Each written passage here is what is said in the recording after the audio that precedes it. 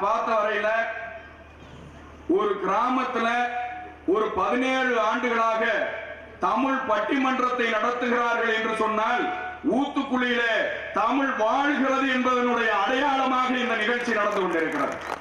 அதுல நாங்க பல ஊர்களில் பட்டிமன்றம் பார்க்கிறோம். ஆனா நாம் பார்த்த பட்டிமன்றத்துல ஆண் பெண் ஒரு ஒற்றுமையோடு அமர்ந்திருக்கிற ஒரு ஒப்பற்ற ஊர் என்று சொன்னாலும் அதுவும் ஊத்துக்குளியை சார்ந்த மக்கள் தான் என்று நினைக்கிறேன். ஆண்கள் பெண்கள் எந்த பேதமும் இல்லாம உட்கார்ந்துருக்கீங்க. சில ஊர்கள் எல்லாம் பார்த்தோம்னா ஆண்கள் பெண்கள்னு கயரை கட்டி ஊரை உட்கார வச்சு அங்கிருந்து கள்ள தூக்கி எரிச்சுக்கிட்டு இருப்பாங்க. அது மாதிரி எல்லாம் இல்ல, ஒரு ஒப்பற்ற ஊர்.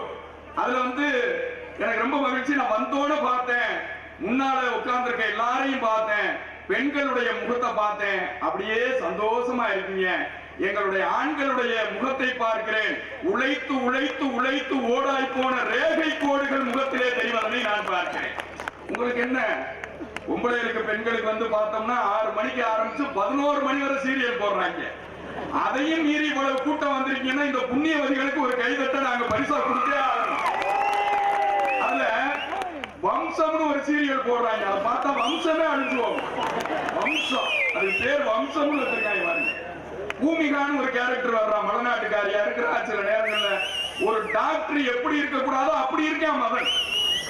நான் இதை ஏன் வேதனையோட சொல்றேன்னா, நான் ஒவ்வொரு மேடையிலையும் ஐயா மேடையில சொல்லிக்கிட்டு இருக்கேன், யாரும் தயவு செய்து யார் வீட்டுக்கு ராத்திரி 8:30 மணிக்கு போயிடாதீங்கன்னு நான் பேசிக்கிட்டு இருக்கேன்.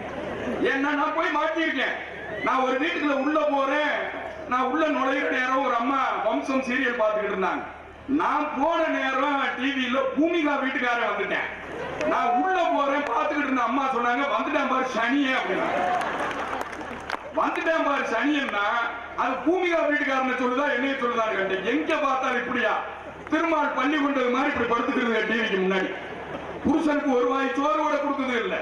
நீங்க பொம்பளை தான் சீரியல் பார்த்து அழுகுதுன்னு நினைக்காதீங்க, ஆம்பளையே அழுகிறேன். நான் ஒரு வீட்டுக்கு போறேன், என் ஃப்ரெண்டு சீரியல் பார்த்து கேவி அழுதுகிட்டு இருக்கேன்.